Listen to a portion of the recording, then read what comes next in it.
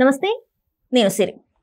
Shadow ఎమ్మెల్యేగా పేటరేగిపోతున్న తులసిబాబుకి అయితే నారా లోకేష్ గారు అయితే చెక్ పెట్టేశారు. సో దీనికి సంబంధించి మరిన్ని విషయాలు అయితే మనకు తెలియజేయడానికి మనతో పాటు ఉన్నారు ప్రముఖ రాజకీయ విశ్లేషకులు రాజసప్పసాని గారు. నమస్కారం సార్. సార్, ఇప్పుడు ఈ తులసిబాబు అంటే గత ప్రభుత్వ హయాంలో ఎలాంటి పనులు చేశారో మనకు తెలిసిందే. అండ్ ఇప్పుడు కూడా వెనిగల్ల ఎవరైతే అక్కడ గుడివాడ ఎమ్మెల్యే ఉన్నారో వెనిగల్ల రాము గారు, ఆయన కాదు ఈయననే ఎమ్మెల్యేగా అన్నట్టుగా చేసే పనులే కావచ్చు, ఏదైనా కూడా దీనికి చెక్ పెట్టారు నారా లోకేష్ గారు అని చెప్పేసి మనకు తెలిసిందే. అసలు ఏంటి సార్ ఈయన ధైర్యం ఏంటంటారు అసలు ఇలాంటి పనులు చేయడానికి? అంటే గుడివాడ ప్రజలు 4 సార్లుగా ఎన్నికవుతూ వస్తున్న కొడాలని నేను కాదు అనుకొని ప్రత్యామ్నాయ వైపు మొగ్గు చూపాలి అని చెప్పని ఒక నిర్ణయం తీసుకున్న తర్వాత గుడివాడ ఎమ్మెల్యేగా అభ్యర్థిత్వం దక్కించుకుంది వెనిగల్ల రాము. వాస్తవంగా గుడివాడ తెలుగుదేశం పార్టీ ఇన్ఛార్జిగా మొదటి నుంచి అక్కడ రా వెంకటేశ్వర గారు ఉన్నారు, ఎక్స్ఎమ్మెల్యే. వాళ్ళ నాన్నగారు, వాళ్ళ సోదరుడు, ఆయన ముగ్గురు అక్కడ ఎమ్మెల్యేలుగా ఎన్నికై ఉన్నారు. సుదీర్ఘకాలంగా పార్టీతోటి అసోసియేట్ అయి ఉన్నారు. అటువంటి రా వెంకటేశ్వర గారిని కూడా కాదు అనుకొని వెనిగల్ల రాము గారికి అవకాశం ఇవ్వడం జరిగింది. మరి అటువంటి పరిస్థితుల్లో ప్రజల వైపు నుంచి కూడా కొడాల నాని పట్ల ఉన్న వ్యతిరేకతని ఏమాత్రం దాచుకోకుండా 53,000 మెజార్టీతోటి వెనిగల్ల రాముని ప్రజలు గెలిపించడం జరిగింది. అంటే అక్కడ తెలుగుదేశం పార్టీ పట్ల సానుకూలత కన్నా కూడా కొడాల నాని పట్ల పెరిగిన వ్యతిరేకత, అతని వ్యవహార శైలి, బాడీ లాంగ్వేజ్, అతను సంస్కారహీనపు మాటలు, అతను నిర్వహించిన క్యాసినోలు, అతను నిర్వహించిన పేకాట శిబిరాలు, పైగా ఆలయాల మీద దాడులు జరిగిన సందర్భంగా అతను ఇచ్చిన రెక్లెస్ ఇంటర్వ్యూలు, సమాధానాలు, ఇట్లా ఒక్కొక్క వర్గాన్ని వారి మనోభావాన్ని దెబ్బతీస్తూ చివరికి ప్రజల్లో విపరీతమైన వ్యతిరేకత మూటగట్టుకున్నాడు కొడాల నాని. ఆ కొడాల నాని అతని అనుయాయులు విశృంఖలత్వాన్ని ప్రదర్శించి ప్రజలకు సంబంధించిన లేఅవుట్లను ఆక్రమించి ప్రకృతి వనాన్ని అడ్డగోలుగా లూటీ చేసి చివరికి ఎంత ఎక్స్టెంట్కి వెళ్ళారు అని అంటే అక్కడ చంద్రబాబు నాయుడు గారి ప్రభుత్వ హయాంలో నిర్మాణం చేసిన టిట్కో ఇళ్ళని కొడాల నాని హయాంలో జగన్మోహన్ రెడ్డి గారిని పిలిచి పంపిణీ కార్యక్రమాన్ని పెట్టారు. ఆ పంపిణీ కార్యక్రమాన్ని పెట్టిన సందర్భంగా ఆ రోజు ఆ సభకు హాజరైన ప్రజలకి నిమ్మకాయ నీళ్లు డిస్ట్రిబ్యూట్ చేసామని చెప్పండి 50 లక్షల రూపాయలు బిల్లు చేసుకున్నారు. అంటే ప్రకృతి వనరుల్ని, ప్రజల వనరుల్ని దోచుకోవడానికి ఏ అవకాశం దక్కితే ఆ అవకాశం పేరిట దోచుకున్నారు. ఇవన్నీ ప్రజల్లో విపరీతమైన వ్యతిరేకత పెరిగిన నేపథ్యంలో వెనిగల్ల రాముకి అంతటి విజయం దక్కించారు ప్రజలు. మరి ఈ ప్రభుత్వాన్ని 164 స్థానాలతో ఎంపిక చేసుకున్న ప్రజలకు ఎటువంటి పాలన అందించాలి? అంటే ఇవాళ రాము అతను ఎన్ఆర్ఐ అయి ఉండొచ్చు, రాజకీయాలకి కొత్త అయితే అయి ఉండొచ్చు, కానీ గుడివాడ లాంటి రాజకీయ చైతన్యం కలిగిన ప్రాంతంలో కొడాల నాని ప్రయోగం ప్రజలకి ఒక విరక్తి కలిగిస్తే దాన్ని కాదు అని అంతకన్నా మెరుగైన పరిపాలన అందిస్తారని కదా మిమ్మల్ని ఎంపిక చేసుకుంది. అటువంటిప్పుడు మీ హయాంలో కూడా ఇటువంటి వ్యక్తులకు ఆశ్రయం కలిగించి ఈ తులసిబాబు గారు లాంటి కామేపల్లి తులసిబాబు ఏంటి అతని కంట్రిబ్యూషన్ ఏంటి? గుడివాడలో అతనిది ఒంగోలు ప్రాంతం. అతను గుడివాడకు వచ్చి గుడివాడలో రౌడీజం చేస్తే గుడివాడలో వ్యవస్థల్ని అతను శాసిస్తుంటే అధికార వ్యవస్థ అతనికి దాసోహం అంటాం ఏంటి? నియోజకవర్గానికి సంబంధించిన ఏ నిర్ణయంలో అయినా అతని ప్రమేయం ఏంటి? అతను ఎలా డిఫాక్ట్ ఎమ్మెల్యేగా చలామణి కాగలుగుతున్నాడు? అది మీ వైఫల్యం కదా, మీ అసమర్థత కదా ఇటువంటి వాళ్ళకి ఆశ్రయం కలిగడం అనేది. ప్రజలు ఎన్నుకున్న శాసనసభ్యుడు మీరు. ఇవాళ ఇటువంటి వాళ్ళు ఎంత విశృంఖలత్వాన్ని ప్రదర్శిస్తుంటే చూస్తూ ఊరుకుంటున్నారు అని అంటే ఎంటర్టైన్ చేస్తున్నారు అని అనుకోవాలా మిమ్మల్ని? మీకు తెలిసే మీ ఆశీస్సులతోటే వీళ్ళు ఇలా చెలరేగిపోతున్నారని అనుకోవాలా? అంటే వెనిగల్ల రాము గారు గెలవడానికి వెనకాల బలమైన కారణం అయితే ఈ తులసిబాబు అనేది కూడా అంటే అంత వర్క్ చేసే తులసిబాబు వచ్చి వెనిగల్ల రాముని గెలిపించాడా? ఈ తులసిబాబు అంటే ఈ ప్రజలు వేసిన 53,000 ఓట్ల మెజారిటీకి ఇవి తులసిబాబు కారణమా? ఈ తులసిబాబును చూసి ప్రజలు ఓట్లేశారా? ఈ తులసిబాబును చూసి ఈ వెనుగల రాముకి టికెట్ ఇచ్చారా? అసలు రాము గెలుపుకి తులసిబాబు పనిచేశాడు అనేది చాలా అంటే అప్రస్తుతమైన వ్యవహారం అది. కానీ అంత మాట మాత్రం ఇవే వస్తున్నాయి కదా సార్, అక్కడ ఎక్కడ చూసుకున్నా తులసిబాబు వెనుకుండా నడిపించాడు. ఇవాళ అసలు అంటే ఆ సంబంధ బాంధవ్యాలేంటి? ఒకనాడు పివి సునీల్ కుమార్ కి అత్యంత సన్నిహితుడిగా చలామణైన వ్యక్తి ఇవాళ PV Sunil Kumar CID additional డీజీగా ఉండి ఆ ప్రభుత్వ హయాంలో ఎందరు తెలుగుదేశం నాయకుల్ని ఎన్ని రకాల వేధింపులు గురి చేశారు అనేది మొత్తం రాష్ట్రంలో ఉన్న తెలుగుదేశం శ్రేణులు అందరూ బాధితులే.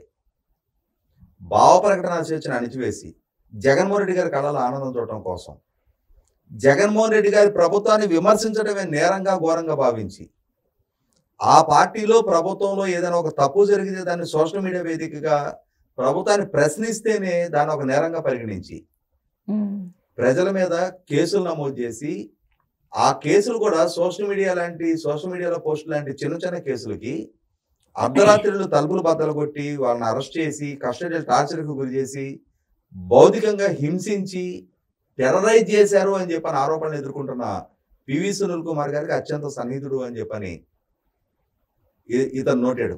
అంటే RRR గారి కేసులో కూడా ఈయన కీలకంగా వ్యవహరించారని చెప్పేసి కూడా ఉంది కదా సార్. అలాంటి సాన్నిహిత్యం వల్లే రఘురామకృష్ణరాజు గారి కస్టడియల్ టార్చర్ కేసులో కూడా పోలీసులతో పాటు పోలీసు విభాగానికి సంబంధం లేని ప్రైవేట్ వ్యక్తి అయిన ఇతను కూడా ఆ టార్చరు అంశంలో రఘురామకృష్ణరాజు గారిని కస్టడియల్ టార్చర్ గురి చేసిందంటే ఇతను కూడా పాల్గొన్నాడు అని చెప్పని వాళ్ళ ఆరోపణలు ఎదుర్కొంటున్నాడు.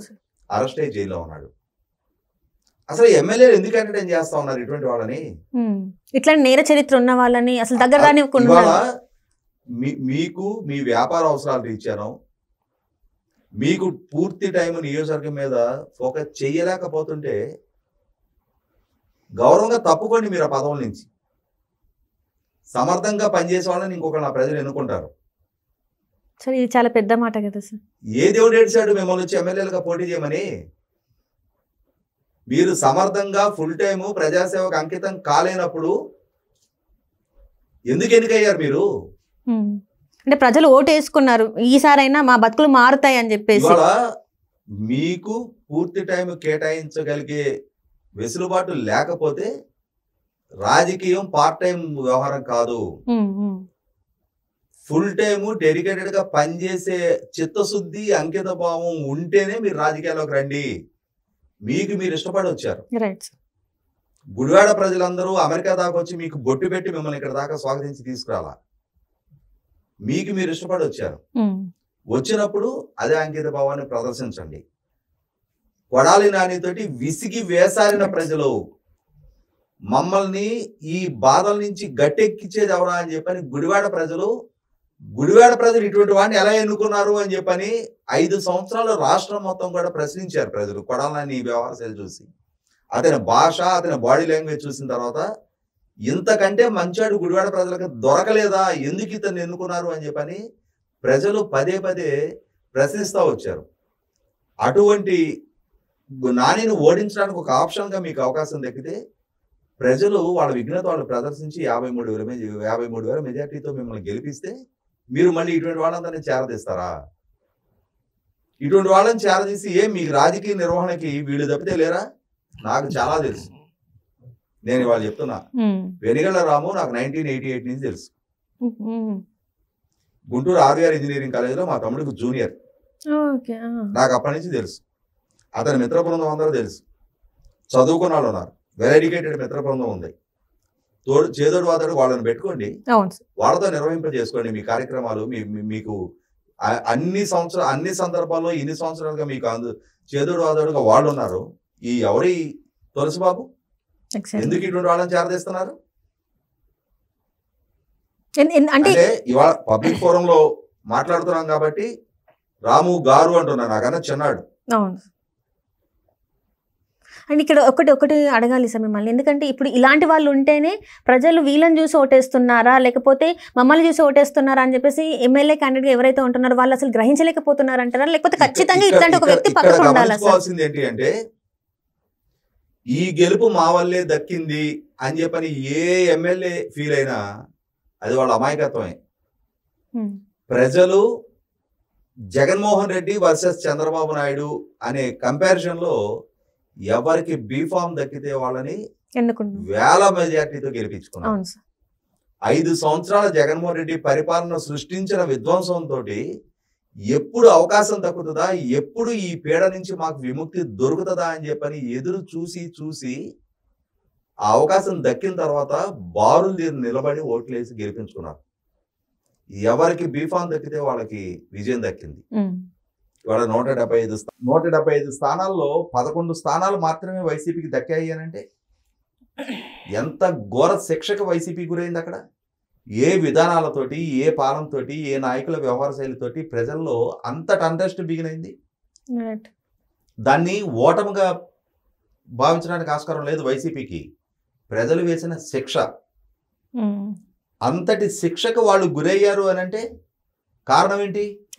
అవలంబించిన విధానాలు, వాళ్ళ వ్యవహార శైలి, వాళ్ళ దోపిడీ, వాళ్ళు చేసిన దాడులు, దౌర్జన్యాలు, ఆక్రమణలు, అరాచకం, ప్రజల భావప్రకటన స్వేచ్ఛను అణిచివేయటం, రాజకీయ పార్టీలను స్వేచ్ఛాయుతవాతావరణం, రాజకీయ కార్యకలాపాలు కూడా నిర్వహించుకోనివ్వకపోవటం, ఇవన్నీ కలగలిసి ఒక కసి పెంచినాయి ప్రజల్లో. అటువంటి పరిస్థితుల నుంచి విముక్తి కలిగించే వ్యక్తులుగా మిమ్మల్ని ఆప్షన్గా చూజ్ చేసుకుని ప్రజలు మీకు విజయం దక్కిస్తే మళ్ళీ మీరు కూడా ఇటువంటి విధ్వంసకారుల్ని పక్కన పెట్టుకొని రాజకీయం నిర్వహిస్తారా? మొట్టమొదట రియలైజ్ అవ్వండి. సుదీర్ఘ రాజకీయ భవిష్యత్తు దక్కాలి అని అంటే రాజకీయాల్లోకి అడుగుపెట్టిన తర్వాత భవిష్యత్తులో మరింత ఉన్నత స్థాయికి చేరుకోవాలి అని అంటే ఖచ్చితంగా ప్రజలిచ్చిన అవకాశాన్ని సద్వినియోగం చేసుకుంటే, ప్రజల మెప్పు పొందితే అటువంటి దానికి ఆస్కారం ఉంటుంది తప్ప ఇటువంటి చీడ పురుగుల్ని చెంతం చేసుకొని నేనైతే ఎక్స్పెక్ట్ చేయలే. రాము ఇటువంటి వాళ్ళని ఎంటర్టైన్ చేస్తాడు, ఇటువంటి వివాదాస్పద వ్యక్తిత్వానికి అతను సెంట్రిక్ గా మారతాడు అని నేనైతే ఎక్స్పెక్ట్ చేయలే. ఎందుకంటే నేను ఇందాక చెప్పా కదా, నాకు తెలిసిన రాము వేరు. ఇవాళ ఇటువంటి వాళ్ళని అతను ఎంటర్టైన్ చేస్తున్నాడు అనంటే, ఎందుకంటే ఆ కొడాల నాని గురించి ఎన్ని సందర్భాల్లో నేను మాట్లాడున్నాను, ఎన్ని వందల సార్లు అతని గురించి నేను మాట్లాడున్నాను. అతని అసలు శిశులు, అతను పదే వెన్నుపోటు అని చెప్పని ప్రస్తావిస్తున్న అంశాన్ని, అసలు శిశులు వెన్నుపోటుదారుడు కొడాల నాని అని చెప్పని నేను మాట్లాడిన వీడియోలు మిలియన్స్ కొద్ది రీచ్లు వచ్చినాయి. అసలు శిశులు కొడాల నాని వ్యక్తిత్వం ఇది అని చెప్పని నేను అతను ఎక్స్పోజ్ చేసిన తీరు. ఇవాళ అంతగా మనం నానిని టార్గెట్ చేసి మాట్లాడి ఇవాళ వీళ్ళు కూడా అదే తాను ముక్కలా అని చెప్పని ఆరోపణలు రావడం అని అంటే ఖచ్చితంగా మనలాంటి వాళ్ళందరికీ బాధ కలుగుతూ ఉంటుంది.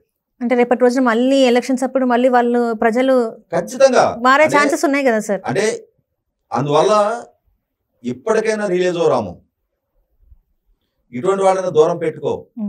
నువ్వు చదువుకున్నావు, కష్టపడి ఉన్నత స్థానానికి ఎదిగావు, ఆ పొజిషన్ నిలబెట్టుకోవటం చాలా కష్టం. కాబట్టి ముందు నీ పరువు ప్రతిష్టలు పణంగా పెట్టబడుతున్నాయి, నీకు అవకాశం ఇచ్చిన పార్టీ ప్రభుత్వ ప్రతిష్టలు కూడా పణంగా పెట్టబడుతూ ఉన్నాయి.